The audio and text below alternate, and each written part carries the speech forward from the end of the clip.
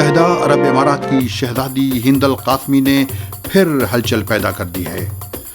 انہوں نے آج بھارتی چینل زی نیوز کے اینکر سدھیر چودھری کو دہشت گرد قرار دیا ہے۔ آج اسی پر خصوصی پیشکش۔ آج سنیچر کا دن اور نومبر کی 20 تاریخ ہے۔ عرب دیش کی خبریں سننے والوں کو فیض الحق کا سلام۔ ہند القاسمی نے بھارتی چینل زی نیوز کے اینکر سدھیر چودھری کو اپنے ایک ٹویٹ میں دہشت گرد قرار دیا ہے اور انہیں امارات آنے کی دعوت دینے پر بھی شدید رد عمل کا اظہار کیا ہے۔ ہند القاسمی نے آج اپنے ٹویٹ میں کہا ہے، Sudheer Chaudhry is a Hindu right-wing anchor known for his deeply Islamophobic shows that target India's 200 Muslims. Many of his prime-time shows have directly contributed to real-world violence against Muslims across the country.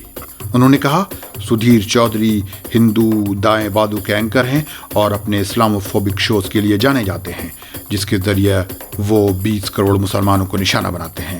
ان کے بہت سے prime time shows کی وجہ سے مسلمانوں کے خلاف حقیقی معنی میں تشدد کے بہت سے واقعات پیش آ چکے ہیں۔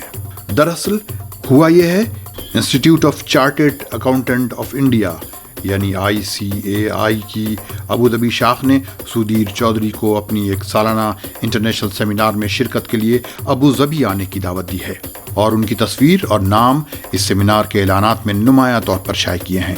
یہ بین الاقوامی سیمینار 25 اور 26 نومبر کو ابوظبی کے فیئر ماؤنٹ باب البحر میں ہونا طے پایا ہے۔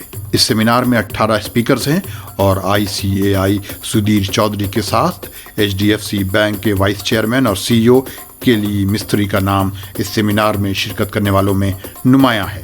اماراتی شہزادی ہند القاسمی نے اس سلسلے میں 2 ٹویٹ کیے ہیں اور ایک ٹویٹ میں ICAI کو مخاطب کر کے کہا ہے، "Why are you bringing intolerant terrorists to UAE?" آپ اس دہشت گرد کو امارات میں کیوں لا رہے ہیں جس میں برداشت کی صلاحیت نہیں؟ ہند القاسمی نے انگریزی اور عربی دونوں میں ٹویٹ کیا ہے۔ ہند القاسمی کے اس ٹویٹ کا ٹویٹر پر غیر معمولی خیر مقدم کیا گیا ہے، ان میں بھارتی، پاکستانی اور عرب شامل ہیں۔ اس موقع پر ایک ٹویٹ کرنے والے نے یاد دلایا کہ سدھیر چودھری کو 2012 میں ایک بھارتی صنعت کار نوین جندل سے 10 کروڑ روپے کی وصولی کرنے کے الزام میں گرفتار کیا گیا تھا اور وہ 1 مہینہ جیل میں بھی رہ چکے ہیں۔ یہی نہیں، اس وصولی کے اسٹنگ آپریشن کے YouTube ویڈیو کا لنک بھی وائرل کیا جا رہا ہے۔ کسی نے طنز کرتے ہوئے کہا کہ اگر امریکہ گجرات کے فسادات کے بعد مودی کو دعوت دے سکتا ہے تو سدھیر چودھری کو دعوت دینا تو نارمل بات ہے۔ ایک ٹویٹ میں کہا گیا کہ اس طرح کے نفرتی لوگوں کو پلیٹ فارم نہیں دیا جانا چاہیے۔ یہی نہیں بلکہ ان کی انکوائری بھی کی جانی چاہیے جو اس طرح کے لوگوں کو امارات میں آنے کی دعوت دیتے ہیں اور یہ کہتے ہیں کہ نریندر مودی کو بھی تو امارات میں خصوصی اعزاز سے نوازا گیا تھا۔ اسی دوران ICAI نے سیمینار کا دوسرا پوسٹر چھاپا جس میں سدھیر چودھری کی تصویر غائب تھی۔ اس پر صحافی ابھیشیک بھایا نے لکھا کہ لگتا ہے کہ ICAI نے سدھیر چودھری کا نام پینل سے ہٹا دیا ہے۔ امید ہے عقل سے کام لیا جا رہا ہے۔ کے کمار نے اپنے ٹویٹ میں ہند القاسمی کو مخاطب کر کے لکھا کہ سدھیر چودھری کو آپ کے اپنے ملک سے دعوت دی گئی ہے۔ ایک طرف انہیں بلایا جا رہا ہے تو دوسری طرف انہیں انفٹ بتایا جا رہا ہے۔ اگر آپ کی اتنی صلاحیت نہیں ہے تو کم از کم آپ اس کے خلاف شکایت درج کرا دیں۔ مبشرہ بانو نے ٹویٹ کرتے ہوئے ہند القاسمی کی توجہ امیش دیوگن، انجنا اوم کشیپ، ارنب گوسوامی، روبیکا لیاقت، دیپکری، رجت شرما اور سشانت سنہا جیسے اینکروں کے ساتھ ساتھ سدرشن ٹی وی، ریپبلک، زی، ٹائمز ناؤ، ANI اور انڈیا ٹوڈے کی طرف بھی دلائی کہ ذرا ان پر بھی توجہ دیں۔